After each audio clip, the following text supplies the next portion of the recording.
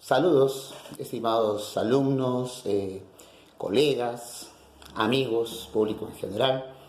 Vamos ahora a seguir retomando los videos de historia, de política, actualidad, y esta vez vamos a iniciar una serie de videos de clases que lo voy a titular El Perú Contemporáneo, que va a abarcar desde la última parte del siglo XX, tocando también temas del siglo XXI, ¿no? Luego con el objetivo para que se entienda mucho mejor el contexto actual en el cual vivimos. Siempre mencionamos que la historia tiene esa utilidad. Comprendemos el proceso histórico-social para comprender a mayor cabalidad lo que está pasando hoy en día. No se olviden, por favor, de poner su me gusta, compartir, suscribirse a mi canal y así poder difundir los comentarios, el conocimiento histórico. Bueno, hoy vamos a avanzar con un tema muy interesante, ¿no? Que viene a ser el gobierno militar, el autodenominado Gobierno Revolucionario de las Fuerzas Armadas, que va a durar desde 1968 hasta 1980, que vamos a tener el gobierno institucional de las Fuerzas Armadas, que va a cumplir un papel muy destacado en la historia del Perú reciente. Bueno, como ustedes ya sabrán, este gobierno militar se va a iniciar con el golpe de Estado que va a realizar el general Juan Velasco Alvarado en octubre de 1968. Son 12 años de gobierno de dictadura militar institucionalizada y que lo vamos, obviamente, no está dividido, ¿no?, en dos fases. La primera dirigida por el general Velasco y la segunda que viene a ser desde el 75 al 80 por el general Francisco Morales Bermúdez.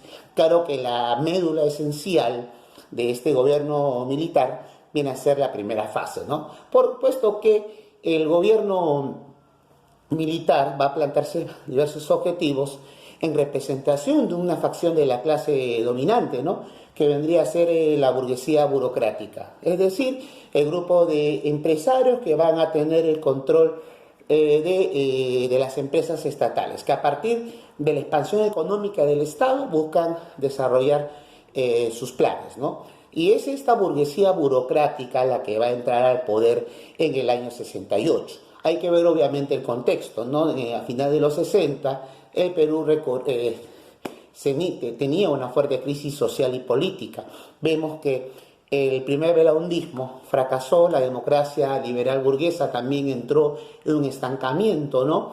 Y además también había un fuerte movimiento social.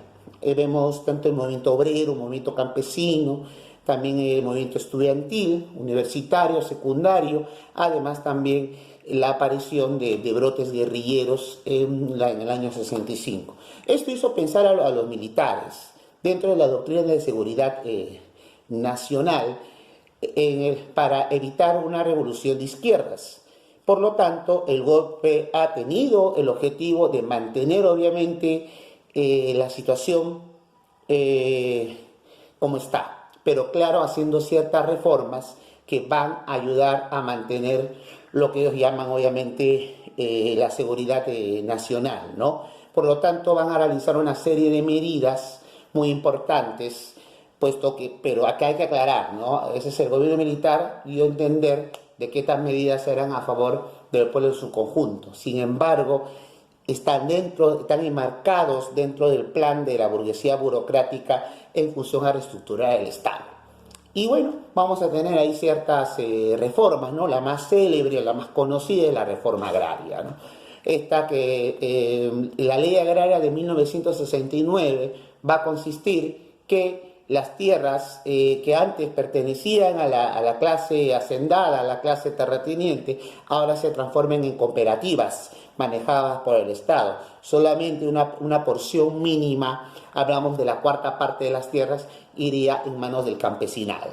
Y acá observamos cómo aún la gran propiedad, aún la explotación al campesinado, porque no fue beneficiario en su mayoría el campesinado, tenemos en esta reforma agraria. No va a ser un gran cambio dentro de la situación del agro, y también vemos los resultados económicos, que la producción agraria va a decaer. Esto es muy importante resaltarlo. Además también los vestigios de gran propiedad terrateniente y del gamonalismo se van a mantener fuertemente en la Sierra Central y en la Sierra Sur. Claro, el epicentro de la reforma agraria sería lo que vendría a ser la costa norte. Eso por favor hay que analizarlo bien, porque a veces nos pintan que no, que Velasco liberó al campesinado con la reforma agraria, ¿no? Que así se eliminaría la subsistencia de un régimen premoderno, feudal, pero vemos que hay ciertas cosas que se van a mantener. También dentro de el plan del gobierno militar en su primera fase será el famoso plan Inca, ¿no? Que vendría a ser donde se establecen las diversas reformas para reestructurar el Estado, ¿no? Como muy bien lo definió el gobierno militar, no eran ni capitalistas ni comunistas, sino eran una especie de nacionalismo humanista. Y eso hay que tenerlo bien claro, ¿no? Porque a veces algunos consideran al gobierno militar como un gobierno de izquierdas, pero eso no fue tanto así. Después tenemos el programa de nacionalizaciones, puesto que el Estado tenía que expandir su tamaño en función a los intereses de la burguesía burocrática.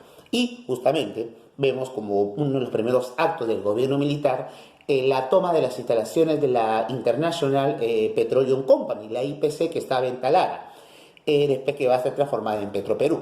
También igual vemos un enclave del capital extranjero que viene a ser la Cerro de Pasco Mining Company, también va a ser nacionalizada y se va a transformar en Centromin. Y diversos sectores de la economía van a ser nacionalizados, ¿no? Y ya a finales de la década del 70 observamos que como más del 50% de la economía en el Perú era controlada por el Estado.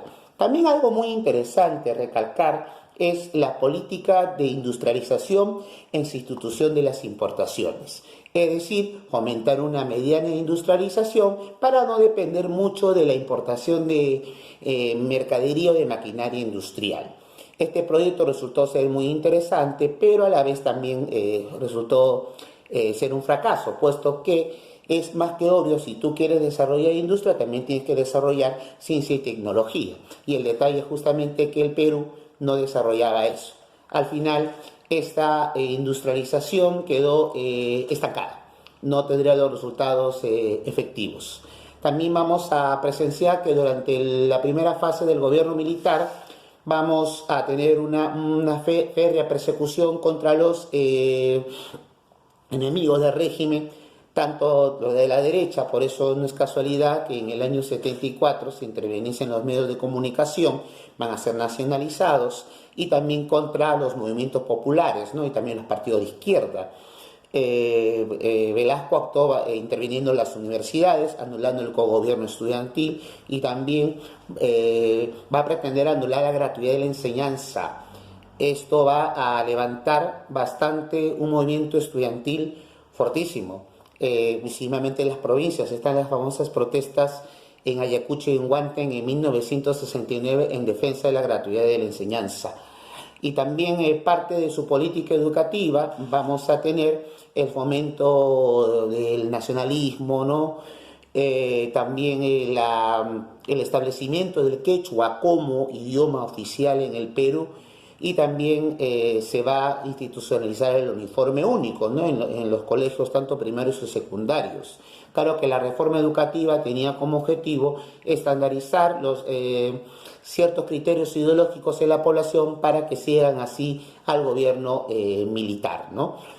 También hay que recalcar otra situación muy importante que viene a ser que dentro del movimiento social se aplicaba el corporativismo. ¿Significa qué cosa?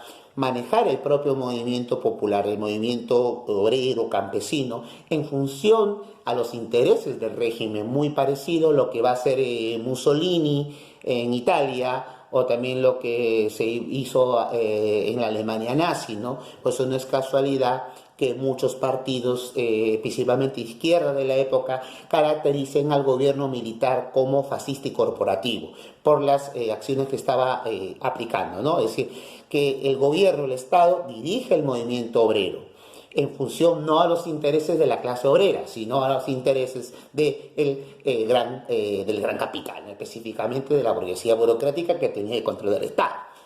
Y finalmente, a nivel de la política internacional, algo muy interesante que distingue al gobierno militar en su primera fase fue un poco el alejamiento relativo respecto a Estados Unidos. Como ustedes bien recordarán que desde Leguía para adelante, los gobiernos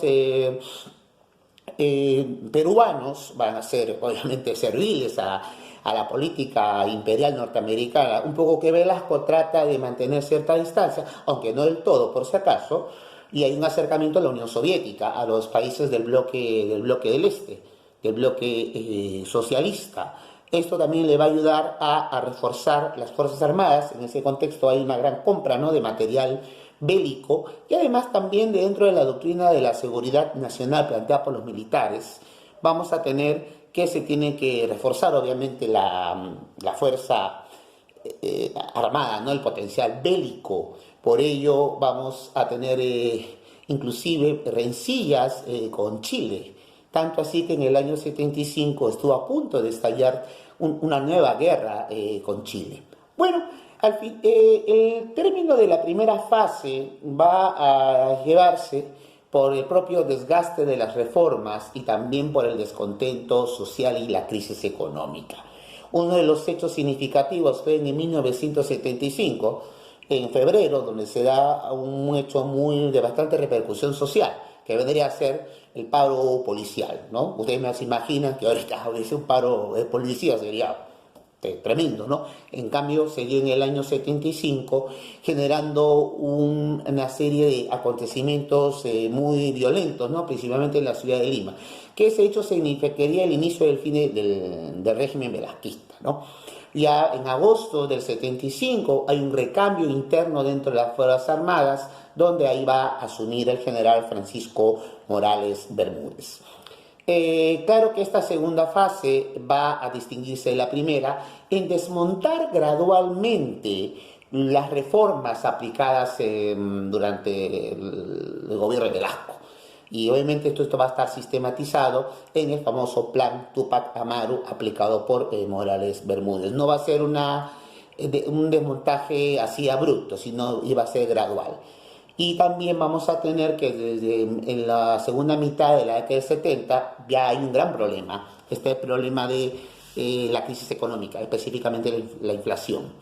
El gobierno a través del Ministerio de Economía y Finanzas trató a partir de paquetazos solucionar el problema de la inflación, pero lo agudizaba mucho más y también ya se veía la escasez de alimentos, las colas, ¿no?, a las tiendas para adquirir productos de primera necesidad, problema que se va a agudizar tremendamente en los años 80.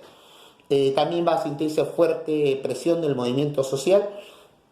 Es la época donde los partidos de izquierda tienen un gran trabajo político, y también movilizando a las masas a través de los paros nacionales, ¿no?, especialmente en el 76 y el 78, son años bien fuertes, ¿no?, de movimiento sindical, el paro nacional del 77, la huelga nacional del SUTEP del 78, van a remecer la política nacional. A partir de ahí los militares comprenden que su estadía en el poder no beneficiaría mucho a la estabilidad social del país y por ello van a llamar a una asamblea constituyente para así poder